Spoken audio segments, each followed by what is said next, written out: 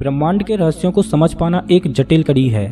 जैसे कि हम यहाँ पर क्यों हैं, ब्रह्मांड अस्तित्व में कैसे आया और आखिर इतना बड़ा ब्रह्मांड बना ही क्यों। ऐसे ही सवाल तो बहुत हैं, लेकिन उनके जवाब बहुत कम।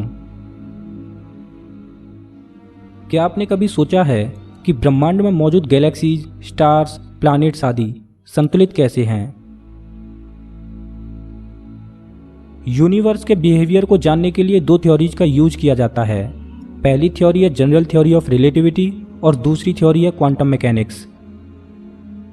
सर आइजैक न्यूटन ने आकाशीय पिंडों के बारे में एक थ्योरी दी थी। न्यूटन के अनुसार दो वस्तुओं के बीच का ग्रेविटेशनल फोर्स तात्कालिक यानी इंस्टेंटेनियस होता है। मतलब अगर एक वस्तु अचानक गायब हो जाए तो उसकी ग्रेविटी तुरंत समाप्त हो जाएगी। अगर हम ऐसी कल्पना करें कि सूर्य नष्ट हो गया है तो हमें इसका पता 8 मिनट 20 सेकंड बाद लगेगा, क्योंकि सूर्य की रोशनी धरती तक पहुंचने में 8 मिनट 20 सेकंड लेती है। लेकिन न्यूटन के अनुसार ग्रेविटी का प्रभाव तात्कालिक होता है, इसलिए सूर्य के नष्ट होने का पता हमें तुरंत यानी प्रकाश के धरती पर पहुंचने से पहले ही लग जाना चाहिए। लेकिन यहाँ पर एक विरोधाभास सामने आता है। थ्योरी ऑफ रिलेटिविटी के अनुसार लाइट की स्पीड से तेज कुछ भी नहीं चल सकता, लेकिन सूर्य के नष्ट होने पर ग्रेविटी का प्रभाव पूरे सौरमंडल में तुरंत खत्म हो जा रहा है। न्यूटन का यह सिद्धांत अल्बर्ट आइंस्टाइन के सिद्धांत थ्योरी ऑफ रिलेटिविटी से मेल नहीं खाता। अल्बर्ट आइंस्टाइन ने न्यूटन के गुरुत्वाकर्षण के नियमों को चुनौती देते हुए एक नई थ्योरी दी। आइंस्टाइन ने बताया कि सूर्य के चारों ओर घूमने वाले ग्रह कर्व स्पेस फॉलो करते हैं, न कि सूर्य की गुरुत्वाकर्षण शक्ति की वजह से उसके चारों तरफ घूमते हैं। कर्व स्पेस को एक एग्जाम्पल से समझा जा सकता है। मान लो कि एक रबर की सीट है और उस पर कुछ वर्टिकल और हॉरिजॉन्टल लाइन खींची हुई हैं। सीट को स्ट्रेच करने के बाद उसके बीच में एक बड़ी बॉल रख दी जाए तो हमें दिखाई देगा कि गेंद के आसपास की जो लाइनें हैं वो थोड़ी तिरछी हो गई हैं और सीट में एक कर्व पैदा हो गया है। अब दूसरी बॉल इस सतह पर डाली जाएगी तो वो उस कर्व की वजह से उस बड़े बॉल के पास चली जाएगी। सभी आकाशीय पिंड आइंस्टाइन के इस नियम को फॉलो कर रहे हैं और इसी कर्व स्पेस की वजह से प्रकाश की किरणें भारी पिंडों के पास से गुजरते समय मुड़ जाती हैं। थ्योरी ऑफ रिलेटिविटी की मदद से हम चीज़ों की स्थिति को प्रिडिक्ट कर सकते हैं, जैसे कि 1 साल बाद ग्रहों की स्थिति क्या होगी या फिर सौरमंडल के सभी ग्रह एक लाइन में कब आएंगे। अब अगर ब्रह्मांड को छोटे स्केल यानी क्वांटम लेवल पर देखा जाए, यानी एटम के लेवल पर देखा जाए, तो चीज़ें पूरी तरह से बदल जाती हैं। क्वांटम लेवल पर चौंकाने वाली थ्योरीज सामने निकल कर आती हैं। क्वांटम लेवल पर न्यूटन के गति के नियम और आइंस्टाइन की थ्योरी ऑफ रिलेटिविटी सभी फेल हो जाते हैं, क्योंकि क्वांटम फिजिक्स ब्रह्मांड को एक अलग नज़रिए से एक्सप्लेन करती है। ये तो हम सभी जानते हैं कि ऑर्डिनरी मैटर एटम से मिलकर बना है और एटम इलेक्ट्रॉन, प्रोटॉन और न्यूट्रॉन से मिलकर बना है। रोजमर्रा की जिंदगी में हम इस दुनिया को एक अलग तरह से अनुभव करते हैं और हमारी दुनिया की सभी चीजें फिक्स्ड हैं। जैसे कि हम एक बार में एक ही काम कर सकते हैं। हमारे पास डायरेक्शंस होती हैं, जैसे कि लेफ्ट, राइट, बैकवर्ड, फॉरवर्ड। हमें पता है कि लाइट की स्पीड सबसे तेज है और हमारे सौरमंडल में केवल एक ही सूर्य है। लेकिन अगर एटम के लेवल पर देखा जाए तो दुनिया देखने का नज़रिया ही बदल जाता है। जैसे कि क्वांटम लेवल पर डायरेक्शंस खत्म हो जाती हैं। हम एक ही समय में एक से ज़्यादा काम कर सकते हैं और हम एक समय में एक से ज़्यादा जगहों पर मौजूद हो सकते हैं। क्वांटम मैकेनिक्स अनसर्टेन बिहेवियर को एक्सप्लेन करती है। क्वांटम मैकेनिक्स में हम प्रेडिक्ट नहीं कर सकते कि आगे क्या होगा। यही वजह है कि क्वांटम लेवल पर न्यूटन के गति के नियम और थ्योरी ऑफ रिलेटिविटी काम नहीं करते, क्योंकि अज्यूम करें कि क्वांटम मैकेनिक्स के अनुसार सूर्य एक समय में एक से ज़्यादा जगहों पर मौजूद है। अब अगर सौरमंडल में 3 या 4 सूर्य होंगे तो पूरा सौरमंडल तबाह हो जाएगा।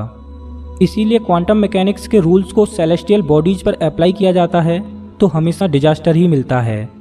अब ये कैसे पॉसिबल है कि थ्योरी ऑफ रिलेटिविटी ब्रह्मांड को अलग तरह से एक्सप्लेन करती है और क्वांटम मैकेनिक्स अलग तरह से, और जब इन दोनों ही थ्योरीज को एक साथ अप्लाई किया जाता है तो हमें डिजास्टर मिलता है, जबकि दोनों ही थ्योरीज अपनी अपनी जगह सही हैं। अब ऐसा क्या हो कि यूनिवर्स केवल एक ही थ्योरी से डिफाइंड किया जाए, और वो थ्योरी क्वांटम मैकेनिक्स और थ्योरी ऑफ रिलेटिविटी दोनों पर ही एप्लीकेबल हो। स्ट्रिंग थ्योरी एक ऐसी थ्योरी है जो ब्रह्मांड को क्वांटम लेवल पर भी डिफाइंड करती है और सेलेस्टियल बॉडीज को भी डिफाइंड करती है। ये एक ऐसी थ्योरी है जो पूरे ब्रह्मांड के सभी पार्टिकल्स को एक्सप्लेन करती है।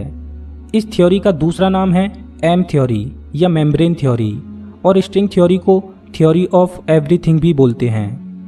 अब ये स्ट्रिंग थ्योरी पूरे ब्रह्मांड को कैसे एक्सप्लेन करती है, आइए जानते हैं।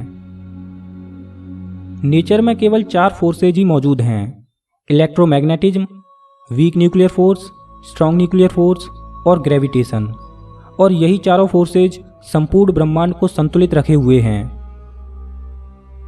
जब सेलेस्टियल बॉडीज के मूवमेंट को देखा जाता है तो वहां ग्रेविटेशनल फोर्स काम करता है, और क्वांटम लेवल पर इलेक्ट्रोमैग्नेटिज्म, वीक और स्ट्रॉन्ग न्यूक्लियर फोर्स काम करते हैं। क्वांटम लेवल पर ग्रेविटी नहीं पाई जाती। अगर हम एटम को स्मॉल स्केल पर देखें तो हमें इलेक्ट्रॉन, प्रोटॉन और न्यूट्रॉन मिलेंगे, और अगर इलेक्ट्रॉन, प्रोटॉन और न्यूट्रॉन को स्मॉल स्केल पर देखा जाए तो हमें क्वार्क्स मिलेंगे, और अगर क्वार्क को भी और छोटे स्केल पर तोड़ा जाए तो हमें स्ट्रिंग्स मिलेंगे, जो कि एक 1 डायमेंशनल ऑब्जेक्ट है। स्ट्रिंग दुनिया की सबसे छोटी चीज़ है और इसकी लेंथ प्लांक लेंथ के इक्वल है, यानी 10⁻³ मीटर। स्ट्रिंग्स को कभी देखा नहीं जा सकता, क्योंकि किसी भी चीज़ को देखने के लिए फोटॉन्स की ज़रूरत होती है, जो कि किसी वस्तु से रिफ्लेक्ट होकर हमारी आंखों में पहुंचते हैं। लेकिन स्ट्रिंग इतनी छोटी होती है कि फोटॉन की वेवलेंथ स्ट्रिंग से बड़ी है, इसलिए हमारे पास स्ट्रिंग को देखने के लिए कोई भी रास्ता नहीं है। स्ट्रिंग्स वाइब्रेट करते हैं और एनर्जी रेडिएट करते हैं। स्ट्रिंग अलग अलग पैटर्न पर वाइब्रेट करते हैं और वाइब्रेशन पैटर्न के अनुसार अलग अलग पार्टिकल्स का निर्माण करते हैं। जैसे कि इलेक्ट्रॉन पार्टिकल बनाने के लिए स्ट्रिंग का वाइब्रेशन कुछ अलग होगा, तो प्रोटॉन पार्टिकल बनाने के लिए स्ट्रिंग कुछ अलग तरह से वाइब्रेट करेगी। ये बिल्कुल वैसे ही है जैसे कि डिफरेंट वेवलेंथ पर लाइट के डिफरेंट कलर दिखाई देते हैं और डिफरेंट फ्रीक्वेंसी पर डिफरेंट साउंड प्राप्त होता है। उसी तरह स्ट्रिंग के अलग अलग वाइब्रेशन अलग अलग ऑब्जेक्ट बनाते हैं। आप यूनिवर्स में जो भी देखते हो वो सब इन्हीं स्ट्रिंग्स के वाइब्रेशन से बना है। यहाँ तक कि डार्क मैटर जो कि दिखाई नहीं देता, वो भी इन्हीं स्ट्रिंग्स के वाइब्रेशन से बना है। और यूनिवर्स में एग्जिस्ट करने वाले चारों फोर्स स्ट्रिंग के वाइब्रेशन पैटर्न से ही उत्पन्न हुए हैं। हमें ये तो पता था कि सेलेस्टियल बॉडीज में ग्रेविटी पाई जाती है, लेकिन एटॉमिक लेवल पर क्वांटम फिजिक्स ये नहीं बता पाया था कि ग्रेविटी की फोर्स कहाँ से आती है। लेकिन स्ट्रिंग थ्योरी ने यह बताया कि स्ट्रिंग के वाइब्रेशन पैटर्न से ग्रेविटॉन पार्टिकल बनता है, और ग्रेविटॉन पार्टिकल की वजह से ही सेलेस्टियल बॉडीज में ग्रेविटी पाई जाती है। स्ट्रिंग थ्योरी ऐसी ऐसी बातें बताती है जिन पर विश्वास करना मुश्किल होता है। जैसे कि स्ट्रिंग थ्योरी बताती है कि एक पार्टिकल ऐसा भी एग्जिस्ट करता है जो कि लाइट की स्पीड से तेज चलता है, और उस पार्टिकल का नाम है टैक्योन। स्ट्रिंग थ्योरी ने यह भी बताया कि एटम के अंदर एक मासलेस पार्टिकल भी एग्जिस्ट करता है, और स्ट्रिंग थ्योरी ने बताया कि हमारा यूनिवर्स मल्टी डायमेंशनल है। स्ट्रिंग थ्योरी के अनुसार यूनिवर्स में 10 डायमेंशंस एग्जिस्ट करती हैं। अब हमें ये तो समझ में आता है कि 4 डायमेंशंस कौन कौन सी होती हैं, क्योंकि आइंस्टाइन ने बताया था कि हमारे पास 3 स्पेशल डायमेंशंस हैं, एक्स, वाई और जेड, और चौथी टाइम डायमेंशन है। लेकिन बची हुई 6 डायमेंशंस कहाँ हैं? आइए इसको समझते हैं। इमेजिन कीजिए कि दूर से आप एक केबल को देख रहे हो, जो कि दूर से एक सीधी लाइन की तरह 1 डायमेंशनल दिख रही है। लेकिन अगर उसी केबल को पास जाकर चींटी की नज़र से देखा जाए तो चींटी को ये सर्कुलर सिलेंडर की तरह नज़र आएगी। चींटी इस केबल पर आगे पीछे भी जा सकती है और साइडवाइज भी जा सकती है। दूर से हमें जो केबल सिंगल डायमेंशनल नज़र आ रही थी, चींटी को वही केबल 3 डायमेंशनल नज़र आ रही है। इसी तरह ब्रह्मांड में कुछ डायमेंशंस ऐसी हैं जो कि छिपी हुई हैं और हम उन्हें नहीं देख सकते। दोस्तों, अगर आप इन 10 डायमेंशंस को विस्तार से समझना चाहते हो तो डिस्क्रिप्शन में दिए लिंक से आप हमारा 10th डायमेंशन पर दूसरा एपिसोड देख सकते हो। दोस्तों वैसे तो स्ट्रिंग थ्योरी ने ब्रह्मांड के बहुत से रहस्यों से पर्दा उठाया है, लेकिन स्ट्रिंग थ्योरी केवल मैथमेटिकली प्रूव्ड है, क्योंकि स्ट्रिंग इतनी छोटी होती है कि इसका प्रैक्टिकली एक्सपेरिमेंट नहीं किया जा सकता। दोस्तों अगर आपको ये वीडियो कहीं भी अच्छा लगा हो तो प्लीज़ लाइक कीजिए, और अगर आप इस चैनल पर नए हो तो सब्सक्राइब कीजिए।